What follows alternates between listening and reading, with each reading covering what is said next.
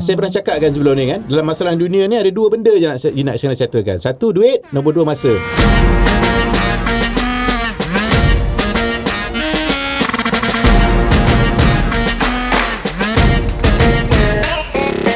Hai, Assalamualaikum. Kembali kita dalam rancangan podcast Rise Up. Okey, Datuk.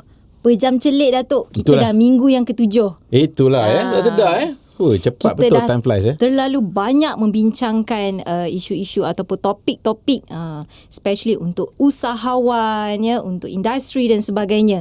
Okey, Datuk boleh teka tak topik kita pada minggu ini? Topik kita pakai baju hitam? Bukan.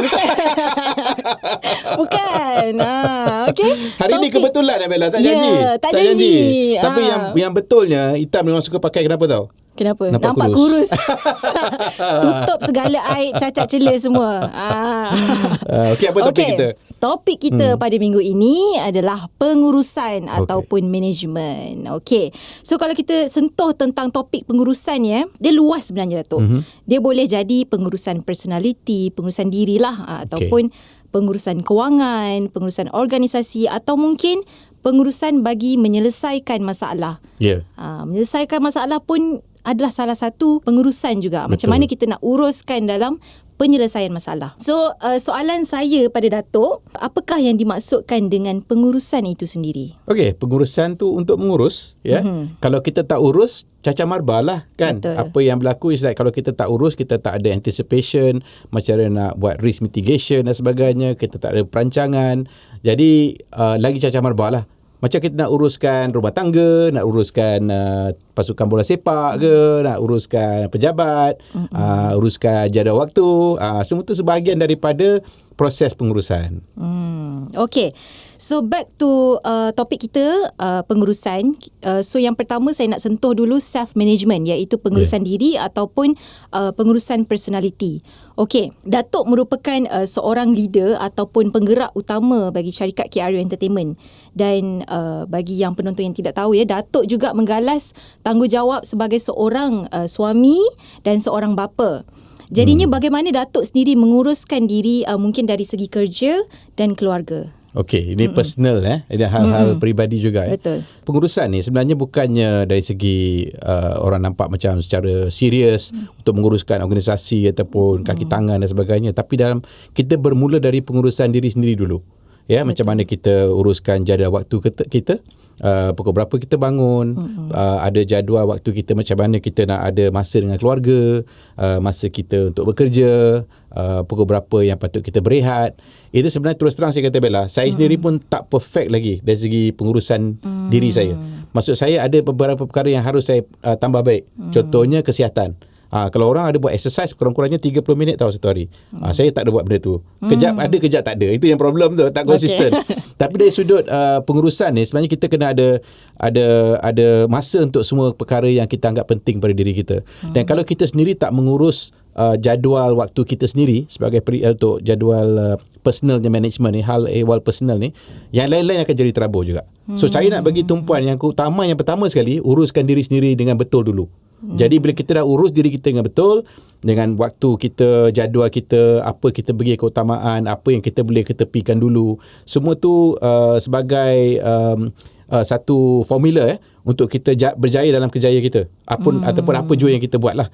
Jadi kalau kita sendiri tak boleh menguruskan jadual kita dulu, kita urusan personal management ni, saya rasa akan sukarkan kita untuk berjaya.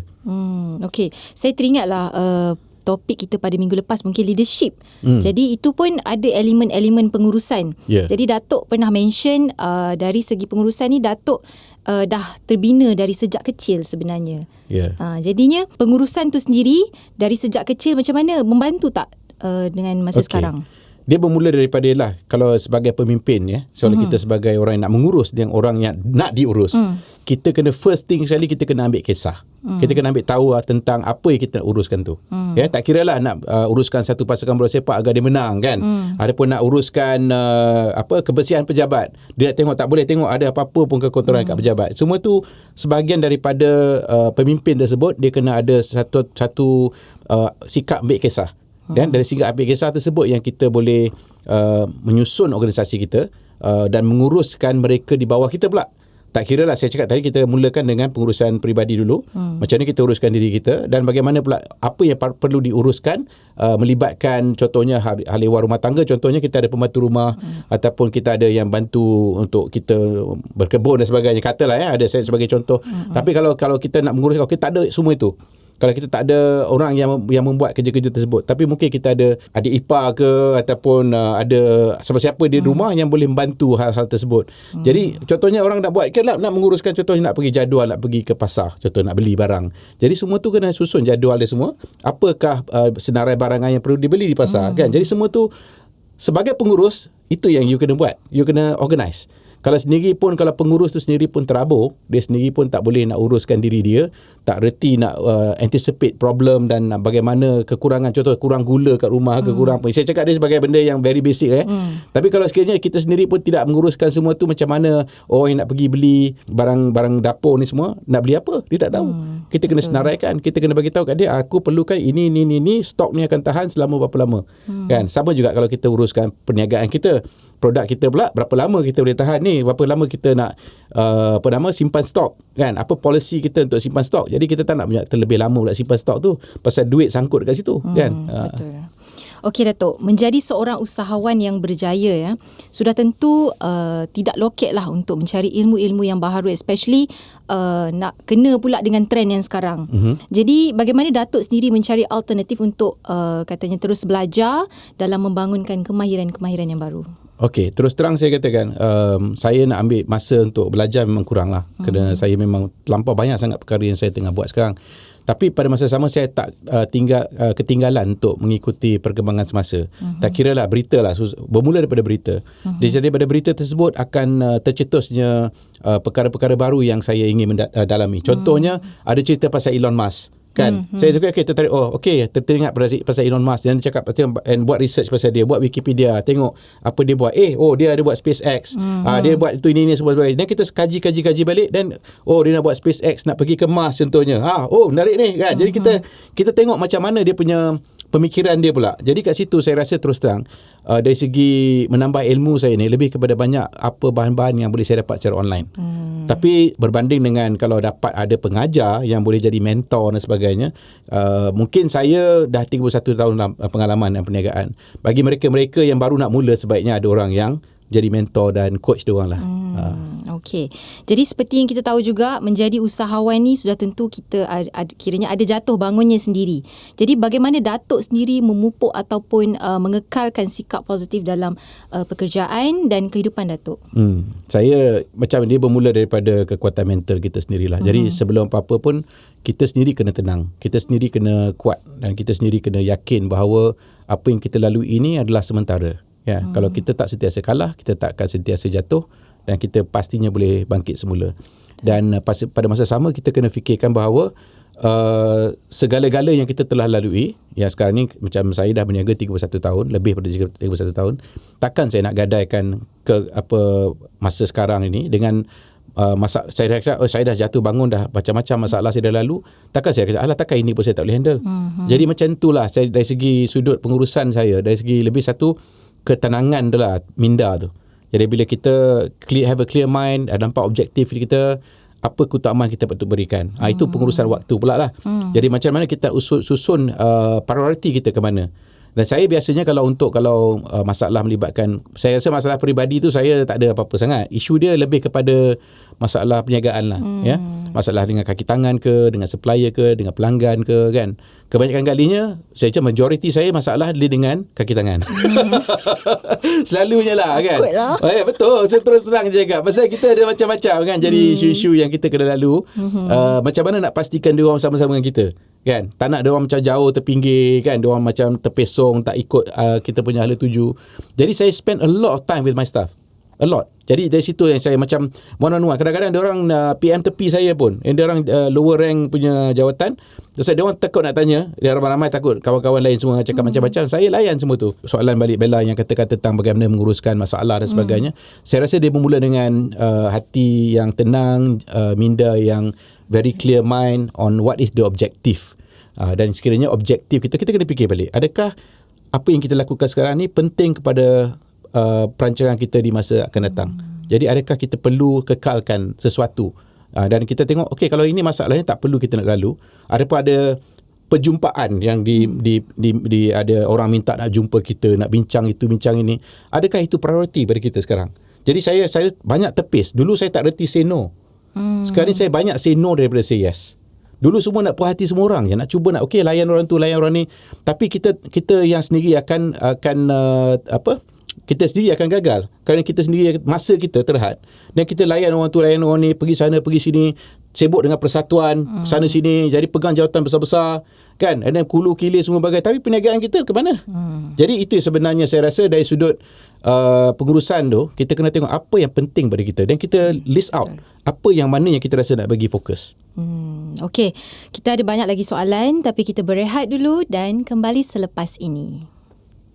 Berita baik untuk usahawan mikro. KRU Masterclass menyediakan program latihan jangka pendek berimpak tinggi untuk melonjakkan prestasi perniagaan anda. Dengan pembiayaan sebanyak 80% dari SME Corp Malaysia, anda hanya perlu membayar sebanyak RM300 selama 4 bulan untuk mendapatkan latihan program Social Commerce Micro Connector, pakej pengiklanan dan panduan dari mentor tokoh perniagaan. Perkasakan perniagaan anda dan sertai program latihan KRU Masterclass. Tempat terhad, jadi klik Google Form di bawah sekarang. Hai, kembali kita dalam podcast Raiza. Okey Datuk, kita ada banyak lagi yang kita nak bincangkan. Okey, tadi kita dah bincangkan tentang self-management ataupun personality, pengurusan personality lah. Jadi sekarang kita nak bincangkan tentang pengurusan masa pula. Jadi apa itu pengurusan masa? Jadi pengurusan masa ni lebih kepada macam mana kita sendiri tahu untuk melaraskan tugas dan aktiviti kita bagi memastikan ada keberkesanannya. Jadi mungkin kita boleh bagi contoh bagaimana seorang ibu yang menguruskan suami dan anak-anak, but at the same time dia seorang wanita yang berkerjaya. Jadi macam mana seorang ibu tersebut ataupun wanita berkerjaya tersebut menguruskan masa dengan aktiviti harian dan komitmen di tempat kerja. Jadi pada pendapat Datuk, kenapa pengurusan masa ni sangat-sangat penting? Saya rasa macam saya kata tadi, disiplin kita untuk menyelesaikan sesuatu isu dan mencapai matlamat. Kita perlu berikan keutamaan kita kepada apa yang kita nak bagi keutamaan. Ya, kalau contohnya kalau isu-isu peribadi, kita dah ada allocate masa tertentu untuk isu-isu peribadi. Dan kalau kita nak cakap di pejabat, kita fokus pada kerja-kerja kita. Jadi kita sebagai seorang yang profesional, tak kira lah usahawan ataupun tenaga profesional, kita kena ketepikan isu-isu yang kalau kadang-kadang itu ada isu-isu peribadi yang ringan-ringan ni, yang tak heavy sangat, bukanlah sampai nak kena cerai-berai dan sebagainya, mungkin susah, gangguan emosi dia besar. Tapi kalau ada contoh ada kematian dan sebagainya kan. Tapi kalau sekiranya kalau benda sikit-sikit, gaduh-gaduh sikit-sikit ke apa ke, manja-manja macam tu kan, manja-manja. So perkara tu kita kena tahu dari sudut macam mana kita masuk ke pejabat.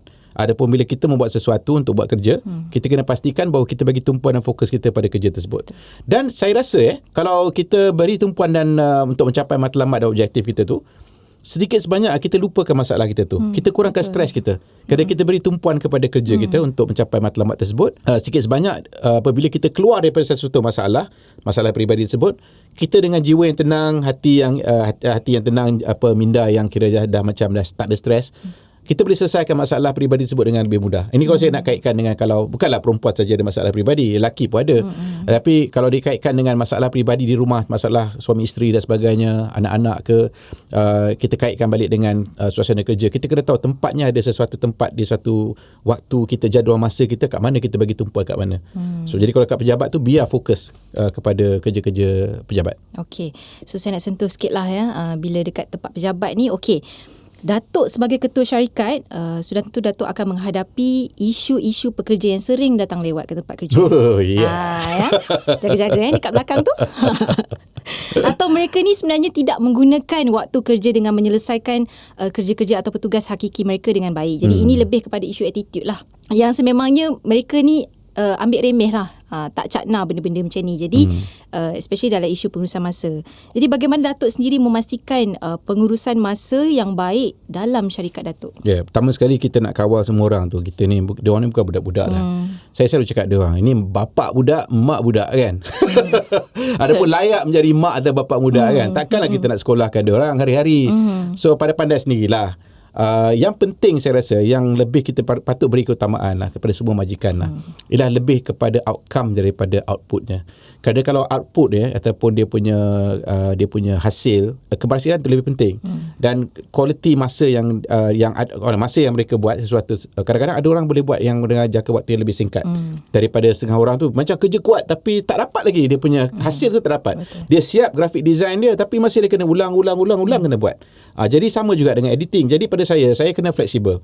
Kepada mereka yang ada kelebihan, ada bakat-bakat tertentu, kita kena faham bahawa mereka kadang-kadang dapat mood orang-orang kreatif ni. Kita tak boleh paksa masuk pagi terus nak berkarya. Jadi saya guide diorang pada diorang. Saya cakap, look, pagi-pagi you buat benchmarking dulu. Tengok je lah YouTube. Tengoklah apa konten baru, idea-idea baru, brainstorm dulu. Jadi tak adalah macam terus masuk nak pegang komputer, dah pandai-pandai lah edit. Kan? Jadi benda tu nak dapat mood. Saya pun orang macam tu. Saya kalau nak buat, saya jarang lah nak buat benda-benda kreatif sekarang ni pasal banyak buat kerja-kerja pengurusan. Tapi paperwork tu juga, nak karangkan perkataan-perkataan, nak buat business plan, nak buat forecast dan sebagainya, perlu kreativiti juga. Bagi saya, nak start tu yang selalunya kadang-kadang nak enjut, nak start, nak bagi mood tu masuk. Bila dah masuk, memang tak boleh tinggal kerja. Betul. Jadi saya punya team yang saya tengok, kebanyakan daripada mereka, bila dia dah mula buat sesuatu, sampai pagi lah pun tak habis. Kan? Ada juga dia nak buat juga. Tapi itulah saya rasa lebih bagus kalau kita ada work-life balance kita. So jadi dia ada masa dia untuk keluarga dia, ada masa dia bekerja. Tapi bila mood tengah ada tu, kadang-kadang nak buang benda tu susah. Jadi itulah bagi saya nasihat daripada mereka yang di belakang kamera ni. Yang pentingnya macam mana nak ambil mood dulu. Kan? Kalau kita mood, especially nak buat kerja kreatif, kita nak ni bukannya macam okeylah start pasang mesin, jalan, nak pasang letak plastik tu, ini semua ni bukan kerja kilang. Ini kita perlukan kreativiti untuk buat. Nak karang surat pun dia ada kreativiti. So macam mana nak timbulkan mood tersebut. Jadi suasana pejabat tu pun penting. Environment bukan saja pada furniture dan equipment dan sebagainya. Suasana bekerja termasuklah siapa bosnya, siapalah tim dia, semua tu main peranan. Betul. Okey Datuk ada tak tips untuk menguruskan masa dengan baik, especially untuk usahawan yang back to back akan sibuk dengan perniagaan. Yelah, bila berniaga ni kita tak boleh nak rehat lama-lama sebab nanti duit tak masuk pula. Lainlah kalau yang macam makan gaji, boleh rehat-rehat tenang-tenang, tapi bulan-bulan duit masuk. Macam tu. Jadi mungkin Datuk boleh kongsikan sikit tips dalam pengurusan masa, macam saya cakap, especially untuk usahawan. Kita kena ada me time tu. Masa untuk diri kita. Untuk kita ada masa nak berfikir, kita buat kerja kita. So, ada perkara-perkara yang kaki tangan tak boleh buat. Contohnya saya, macam business plan, forecast dan sebagainya. Saya suruh staff saya pun tak faham apa dalam saya punya pemikiran, visi saya, macam mana saya nak bawa syarikat ni. Jadi saya tahu saya perlukan masa tersebut. Dan kadang-kadang dari segi nak buat proposal pun saya kena perlu masa nak review, check kerja-kerja kaki tangan ni. Kan? So jadi saya, apa tugas hakiki saya? Apa kerja-kerja yang utama yang patut saya beri utamakan? Bagi saya punya peranan sebagai CEO kena lihat semua kerja kaki tangan. Tetapi yang mana yang utama pada saya, kerja saya sendiri adalah business development dan business networking. Business networking tak kira lah deal dengan investor ke, deal dengan pelanggan ke dan sebagainya. Saya kena beri tumpuan saya pada situ. Keduanya adalah business development tu adalah business-business yang baru lah. Apa yang saya perlu buat, kajian dan sebagainya. Saya kena spend time on that. Itu tugas saya, tugas hakiki. Tugas untuk monitoring dan manage pun kadang-kadang ada masa dia.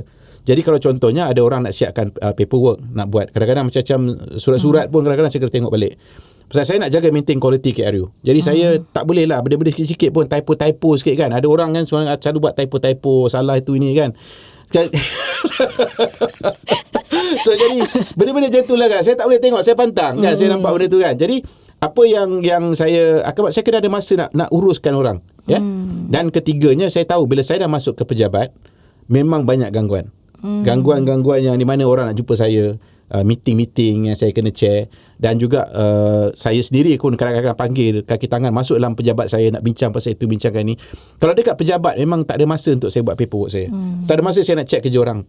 Kadang saya sendiri pun akan bukan suasana, saya tak rasa saya produktif dekat pejabat nak buat paperwork.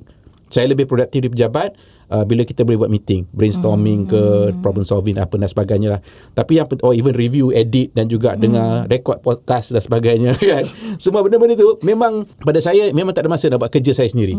Jadi kerja saya yang saya ada masa daripada pagi lah. Biasanya kadang-kadang daripada start as early as 6 o'clock even to 6 to 7 sampai ke pukul 9 hingga pukul 10. Selalu saya buat jadual meeting saya start lebih pukul 10 ke atas. Kerana saya pun nak bagi masa team saya untuk adjust environment. Ada masuk. Kalau masuk pagi-pagi dah buat meeting dah macam tak tahulah environment dia. Get them into the mood.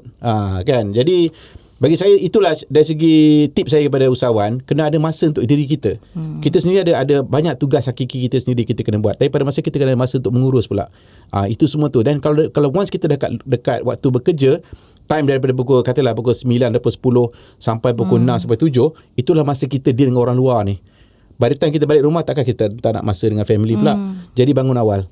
Start bangun awal, buat kerja dekat rumah dulu dan sambung dekat pejabat. Okey, faham. Okey. Alright, saya tertanya-tanya Datuk Datuk ni ada tak hobi yang Datuk spend time weekend ke atau ada masa lapang ke? Ke tak ada hobi langsung? Dulu suka tengok wayang. Sekarang lama tak tengok wayang dah. Kenapa kan? tu Datuk?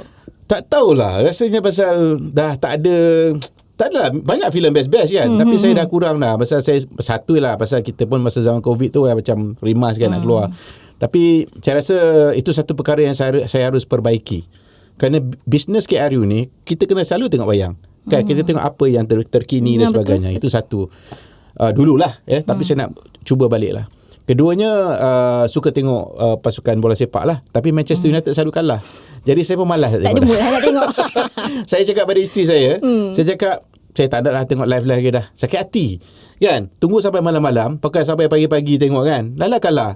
So saya tahulah ini entertainment lah. Sports ni pun entertainment. Kan? Saya tak boleh terima. Dia cakap lah tak apalah, reda je lah kalah kan. Tak apalah season tahun depan. Saya tak boleh season tahun depan. Bahaya ni. Tak boleh. Saya orang tak boleh. Kekalahan ni bahaya. Saya tak boleh terima kekalahan. Jadi bagi saya, daripada saya sakit hati, saya tengok highlight lah next day. Tengok dia punya result tu. Pergi Google, tengok EPL result, menang kalah. Kalau menang saya tengok lah dia punya dia highlight saya. Dah tahu dah. Dan saya rasa saya sekarang ni kalau masa saya banyak terluang pada nak lebih dengar podcast dan juga video temu ramah dan sebagainya. Saya spend more time more on that now.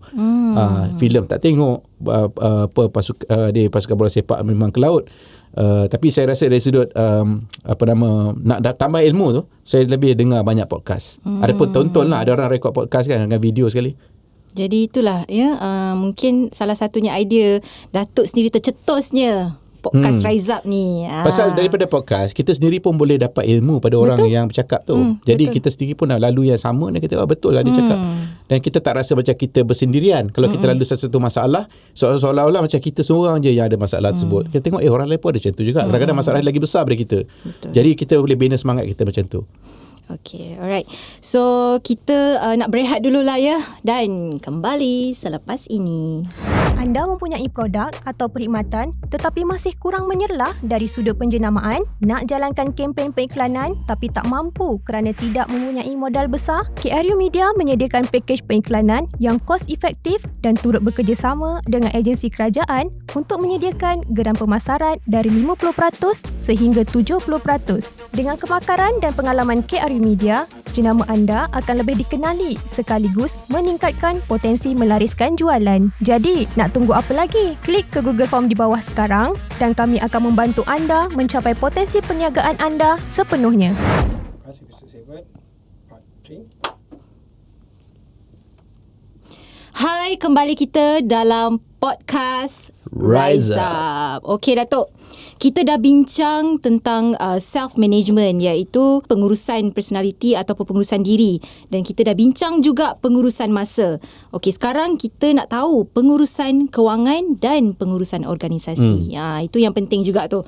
Okey, mungkin Datuk boleh kongsikan tips untuk penonton di luar sana, terutama untuk usahawan ataupun ahli perniagaan dalam pengurusan kewangan yang baik.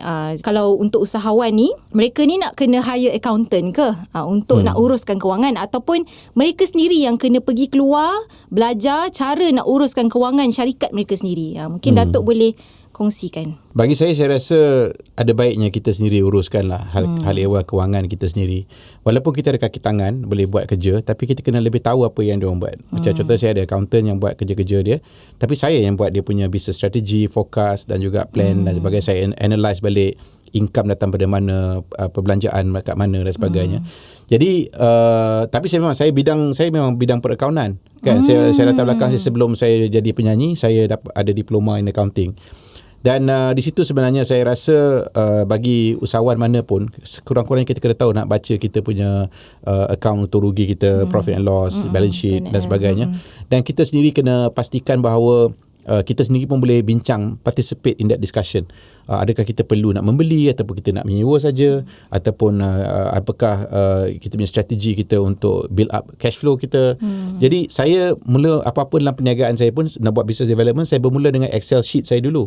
Saya tak mula dengan PowerPoint. Dah saya dah tengok dah kaji dia semua betul, dah buat dia punya flow dah cantik, dah tengok okey logik lah. Baru kita spend time untuk kita punya business plan. Tapi dalam masa buat dia punya forecast tu dah ada proses pemikiran, okey dalam business plan kena ada ni, business plan kena ada tu, kena ada kaki tangan ni, kena ada peralatan itu. Adakah kita nak sewa saja ataupun kita nak beli dan sebagainya, itu semua tu kita kena ada perkiraan. Tapi tips saya kepada usahawan yang baru nak mula, ada pun usaha yang memang dah ada lah, SME dan ada kan. I think dua perkara yang kita kena hati-hati. Satu adalah dia punya overheads kita. Apa kita commit dari segi perbelanjaan bulanan kita. Tak kira lah gaji ke, nak beli barang aset ke, nak bayar pada bank ke, ataupun nak kira sewa.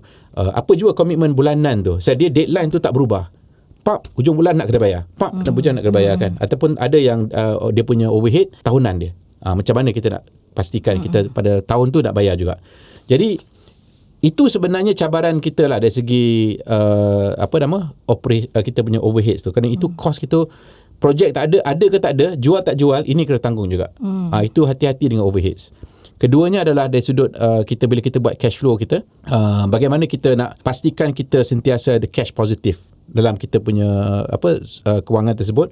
Jangan sampai kita tak ada duit nak buat kerja, nak buat operating cost kita, nak buat contoh nak buat kita working capital, nak buat modal kerja kita, contohnya nak buat contohnya kita buat training kelas KRU Masterclass, ada peruntukan tertentu untuk pastikan kerja-kerja untuk kita jalankan kerja kelas tersebut, kita boleh mampu ada sumber kewangan untuk membuat kerja-kerja tersebut.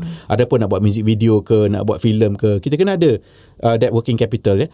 So jadi dari sudut itulah saya rasa dari overhead tu nak kena jaga, cash flow nak kena jaga.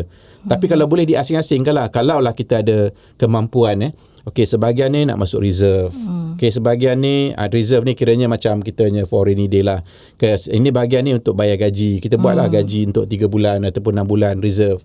And then kita buat reserve pula untuk kos-kos yang lain, untuk operating cost yang lain, ataupun nak buat capex, perbelanjaan untuk capex, ataupun kita apa-apa juga komitmen kita cuba susunkan ikut kemampuan kita. Jadi sebaiknya kita anticipate juga yang ada bisnes tak sentiasa semua best. Betul. Ada pasang surutnya. Jadi kita kena sentiasa standby.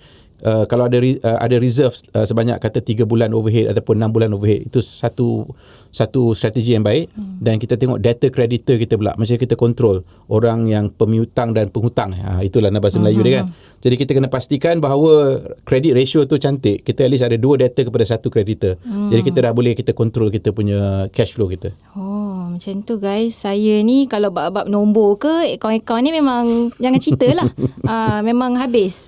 Okey, tapi macam Datuk kata tadi dalam nak menguruskan ni mestilah ada pasang surutnya.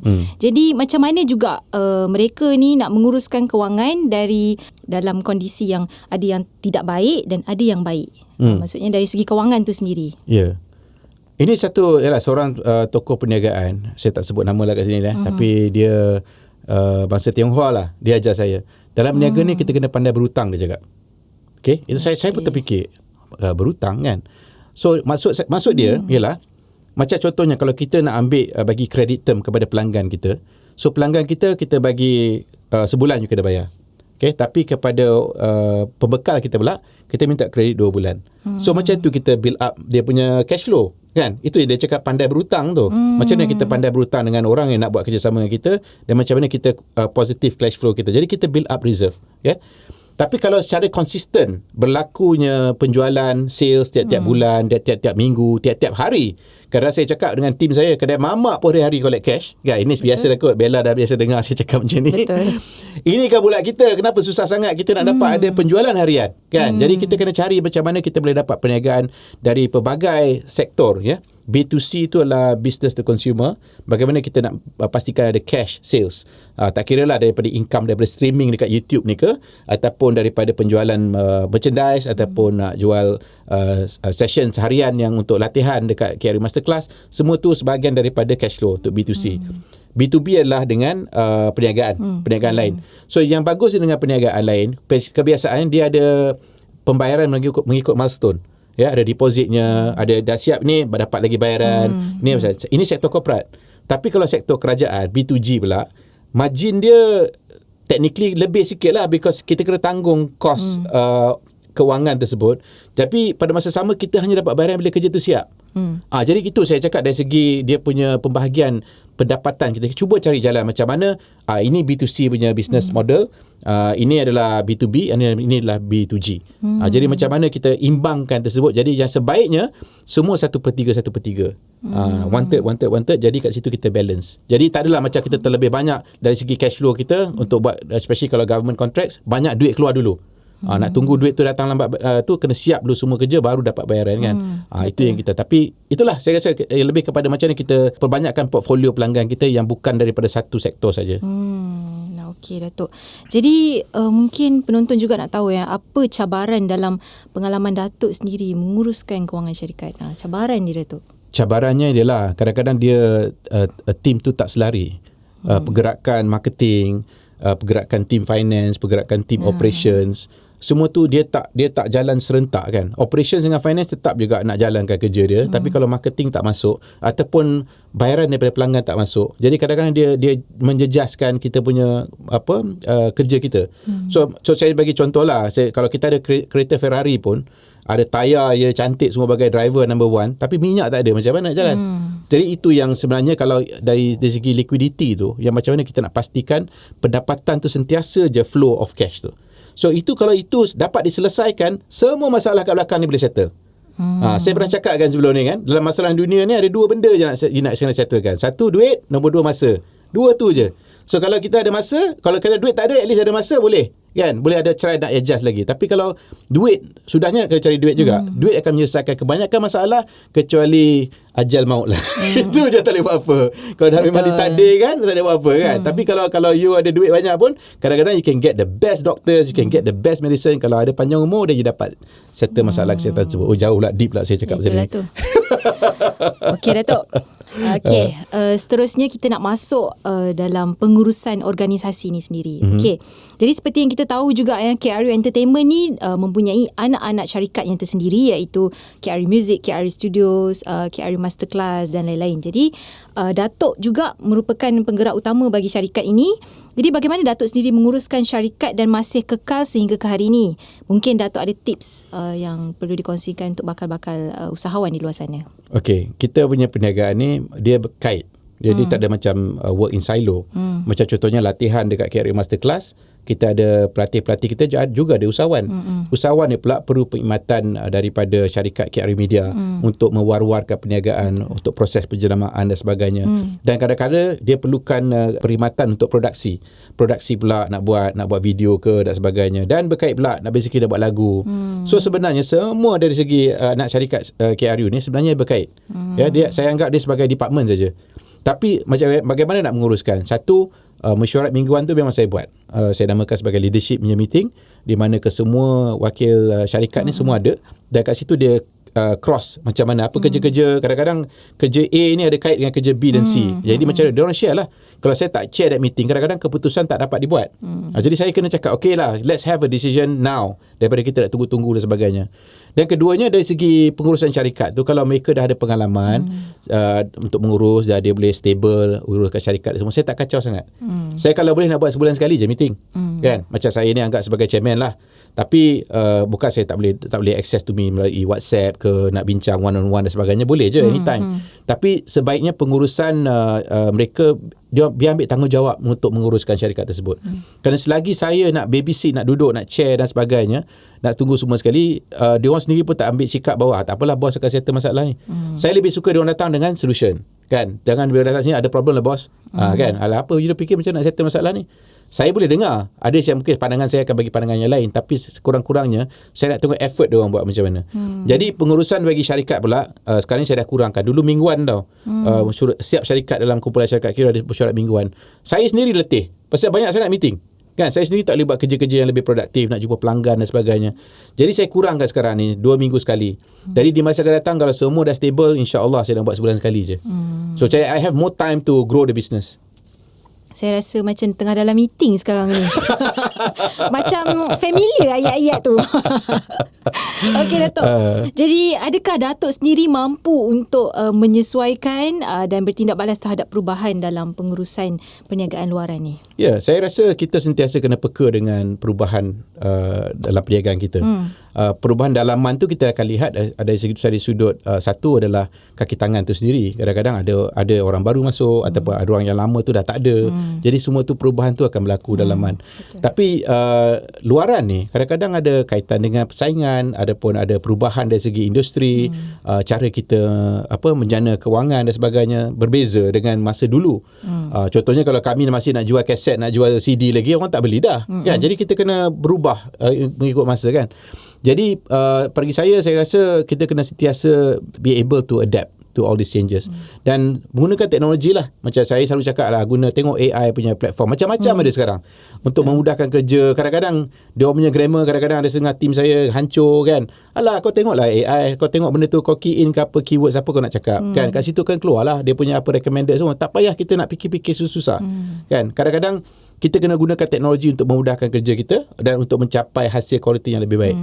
Jadi bagi saya rasa kita kena sentiasa berubah lah. Jangan buat cara lama dan melihat apa yang boleh menyenangkan kerja kita. Dan kita tak perlu nak buat kerja-kerja remeh lagi in the future. Saya rasakan dalam macam dia cakap kan, pekerjaan dalam tahun 2030 tu 85% jawatan yang ada pada tahun 2030 tu adalah jawatan-jawatan yang kita tak tahu pun sekarang wujud. Kan, itu yang dia orang kata dalam major publications. Dan saya rasa kalau itulah menunjukkan perubahan yang berlaku begitu cepat kan. Dengan adanya automation, robotics, ada AI dan sebagainya semua ni, saya rasa manusia dengan mesin ni dia kena bergerak selari. Dia satu masa besok kita tengoklah ada kerja-kerja yang tertentu cleaner pun tak payah pakai robotik je. Dia cuci lantai kan. Jadi benda-benda macam tu. Jadi kita kena bersedialah dengan semua perubahan ni. Kalau macam tu saya nak jadi cleaner juga. Senang. Okey. Jadi apakah teknik yang Datuk selalu pertimbangkan bagi menguruskan risiko dan memastikan kesinambungan KRU Entertainment ni? Ya, jadi kita dalam apa-apa jua inisiatif perniagaan ni, kita kena lihat dia punya untung ruginya dan juga apa risiko yang mungkin menggagalkan apa yang kita rancang kan. Jadi apa potential problem dia, apa risk mitigation dia. Jadi kalau sekiranya risk tu tinggi, dan kita kena hati-hatilah. Kalau cakap ini ada benda-benda faktor yang di luar kawalan kita yang kita tak boleh kontrol. Tapi kalau sekiranya risk mitigation dia low, ada kemungkinan sesuatu akan berlaku, tapi kalau berlaku kita akan buat A, B dan C contohnya. Kita buat persediaan lah. Dan saya suka dengar orang mengkritik saya punya perancangan saya. Okay, apa potential problem? Kalau you rasa ini yang going to be the problem, apa potential solution dia? Jadi kita bersedialah. Tapi kita tak lalu bila kita ada masalah ni, kita dah boleh bersedia macam mana nak selesaikan masalah tersebut. Soalan yang terakhir Datuk, apakah teknik yang Datuk gunakan untuk menetapkan dan mencapai matlamat untuk jangka pendek dan jangka panjang? Ya, satu kita tengok quick wins. Kat mana kita boleh senang menang lah. Mana nak dapat dulu. Daripada kita nak fikir jauh-jauh, nak ke langit ke apa dan sebagainya sampai 5 tahun akan datang, kat mana yang kita boleh capai matlamat kita sekarang.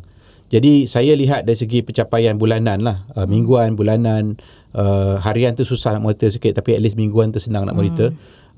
Mingguan, bulanan dan 3 bulan. Setiap 3 itu kita kena monitor kat sini, kita kena fokus kat sini. Walaupun kita ada vision sampai 5 tahun ke depan, yang penting ni monitor on your week, actually daily very important, tapi kalau susah nak manage sangat, at least mingguan. Mingguan, bulanan dan 3 bulan. Pasal 4 bulan ke depan kadang-kadang dia pun tak tahu apa berlaku. Kan? Kita kena sentiasa plan for the best but be ready for the worst.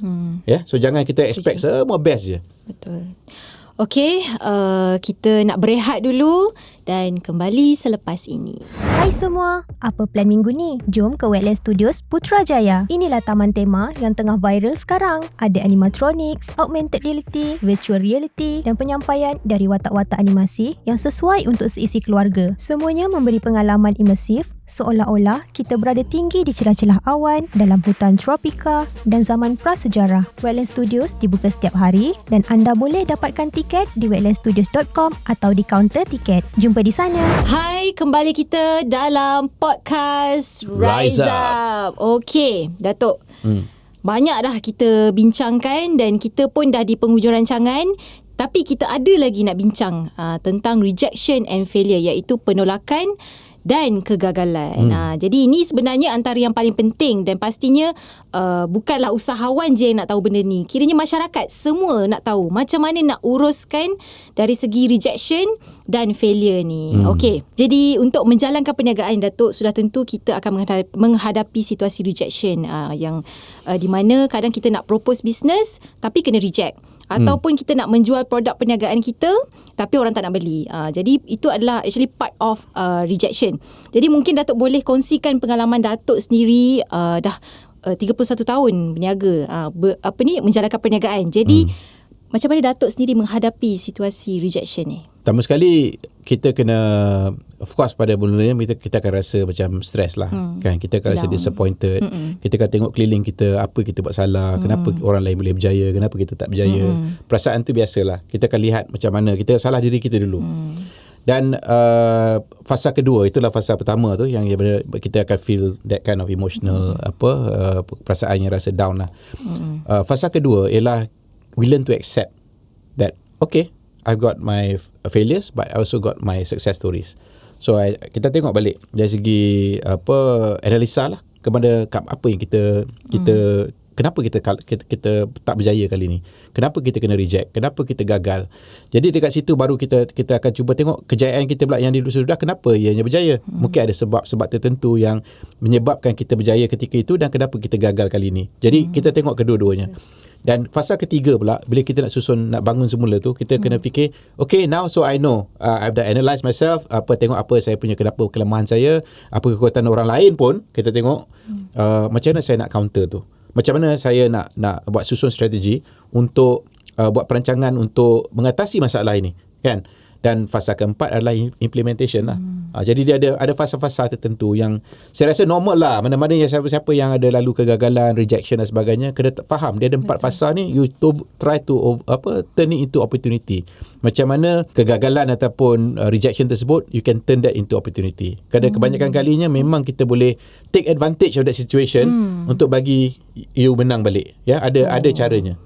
Contoh lah, saya bagi contoh macam KRU dulu, ini tak dirancang tapi masa KRU punya konsert kena ban 1997, ini tekanan-tekanan politik lah, ya. Failure tu technically to execute dia punya bank kejar dan klien pun kejar, kenapa dia buat tajaan tapi kami tak boleh buat konsert. Dari kat situ yang secara tak langsungnya kami buat sidang media. Dan ketika itu secara tak sengaja saya sendiri pun tak boleh kontrol emosi saya. Saya rasa macam the whole world is against us, dan saya rasakan inilah salah saya pasal saya penyusun strategi. Dan I broke down. Ya, kat situ depan public tu saya nangis depan public, kan. Saya rasa macam apa salah kami dan sebagainya. Tapi secara tak langsung, secara tak sedar, bila kita buat statement macam tu, kita dapat laporan media yang begitu masyarakat bersimpati dengan apa yang berlaku pada kami. Orang-orang politik pun bersimpati dengan berlaku pada kami. Tiba-tiba pula there's a silver lining, macam mana yang kita daripada failure tersebut can be turned into opportunity because of all the hype and controversy tu. Konsert kita lepas tu dapat peluang nak buat konsert balik, dan bila kita buat konsert semua sold out. Jadi itulah sebenarnya pada ini semua orang cakap pada takdir, kan. So dalam kita punya apa kita lalu masalah pun, kita kena sentiasa bersedia mesti ada silver lining, mesti ada kenapa kita dapat dugaan macam ni, dan kita boleh turn that into opportunity pula. Ada hikmah lah sebenarnya apa yang berlaku tu. Okey, baik, kita sentuh sikit lah tentang kegagalan. Datuk sendiri pun tak, yelah, mana siapa je yang suka nak gagal ni. Jadinya kalau boleh kita tak naklah gagal dalam hidup. Jadi semua orang kalau boleh nak struggle, usaha untuk sentiasa berjaya, nak benda yang best je, nak benda yang nice je. Tapi yelah, cuma lain orang lain lah penceritaannya. Tapi hakikatnya kita kena juga rasa kegagalan. Jadi pernah tak Datuk sendiri mengalami kegagalan dalam merealisasikan sesuatu untuk syarikat? Banyak kali. Saya rasa orang-orang macam berjaya macam Elon Musk dengan Mark Zuckerberg dan sebagainya, Steve Jobs, so macam-macam. Kita tengok dia punya biografi dia orang, tengok video dia orang, apa semua dia orang macam-macam. Kegagalan dia orang lagi besar daripada kita. Jadi bagi saya rasa saya ambil sikap bahawa ini sebagai proses pembelajaran, ya. Dari segi kegagalan tu adalah kita nak belajar, dan kita ambil dia punya lesson tu, that life lessons tu, to improve yourselves. So jadi kalau kita tak belajar, kita keep on repeating the same mistakes, dan maknanya kita memang ada masalah lah. Dan tapi kalau bagi saya rasa memang itu secara naturalnya. Kita kena pastikan bahawa kita tak ada lagi mengulangi masalah tersebut, dan di situ kita boleh akan lebih berjaya di masa akan datang. So betul saya cakap, bila kita buat sesuatu tu, kita kena buat risk mitigation kita lah. Apa perjalanan kita? Contohnya dari A ke B. Contohnya kalau kita sekarang daripada Cyberjaya nak pergi ke Putrajaya. Tiba-tiba pula apa berlaku sekiranya kalau tayar pancet? Apa kita kena buat kalau tayar pancet? Adakah kita ada tayar spare dekat dalam kereta ke? Adakah kita ada pengetahuan nak repair tayar tu ke apa ke? Ataupun kita nak tengok ada video tertentu yang kita boleh tengok nak buka tayar tu. Kata saya sendiri pun jarang tukar tayar saya sendiri kan. Tapi realiti dia, bila kita kena buat that risk mitigation daripada perjalanan daripada Cyberjaya ke Putrajaya, kita dah time kan kita dah perjalanan tu 15 minit contohnya. That's very risky. Contohnya kalau ada perjumpaan pada pukul 10 pagi dan kita bertolak daripada 9.45, you're not actually providing certain allowance kalau ada berlaku masalah. Betul. Jadi that's why kalau sebaiknya kita bagilah additional 15 minutes. Tak apa, biar orang tunggu kita, biar orang kita menunggu orang, jangan orang tunggu kita. Saya ambil sikap macam tu. Jadi dalam apa-apa jua kegagalan yang kita lalu, kita dah kena ada belajar dan pastikan aku ingat kegagalan tersebut, macam mana kita nak pastikan tak berulang lagi masalah tersebut. Okey. Jadi nak tahu jugalah bagaimana Datuk menguruskan tekanan tu sendiri. Okey, memanglah kalau terus terang saya katakan, kalau nak lalu semua masalah ni semua, kadang-kadang kalau kita bersendirian, tapi saya pun tak suka kongsi masalah saya dengan orang. Ya, dengan isteri saya pun saya tak suka cerita. Terus terang saya kata, yang bagi saya chill pill penenang saya yang paling best anak saya lah. Itu memang daddy's girl lah kan. Jadi bila bagi saya, kalau ada apa-apa je saya cari dia lah kan. Saya tak cerita masalah. Saya duduk dengan dia, borak-borak dengan dia, saya happy-happy kan, chill-chill dengan dia. Lepas tu bila mood saya dah berubah, dekat situ yang baru saya boleh berfikir yang lebih baik kan. Kalau saya tengah stres, tengah marah, tengah upset dan sebagainya kan, I cannot think right. So jadi kita kena, semua orang ada dia punya chill pill dia lah. Ya, terpulang lah, sama ada dia tengok anak ke, ataupun tengok boyfriend ke kan. Tengok boyfriend tunjuk saya. So masing-masing ada dia punya macam mana betul. Kan dia nak tenangkan fikiran, dan kita kena cari tu. Ya, ada orang yang basically dia rasa bersukan tu boleh dia tenang, ada dia nak berjalan, betul. Ada yang macam saya cakap, kadang-kadang saya buat kereta kan. Tapi bagi saya rasa the best chill pill for me is my daughter. Okey. Jadi apakah orang kata pengajaran yang paling berharga yang Datuk pelajari daripada kejayaan dan kegagalan dalam perjalanan keusahawanan Datuk ni sendiri? Itulah saya cakap, dua perkara itulah, duit dan masa lah. Pengajaran berharga itu lah. Duit dan masa. Semua masalah boleh settle. Ada duit dengan masa. Kecuali betul. Ajal maut tak boleh buat apalah. Tapi kalau memang ajal je, ajal lah. Tapi kalau ada duit dengan masa, kebanyakan je masalah boleh settle. Betul. Okey Datuk, kita pun dah sampai di penghujung rancangan. Terima kasih Datuk Norman sendiri atas tips dan sharing yang sangat bermanfaat untuk penonton dan juga untuk diri saya sendiri. Jadi kita akan bincangkan lagi banyak lagi topik untuk minggu-minggu hadapan, dan kita akan berjumpa lagi dalam podcast Rise Up.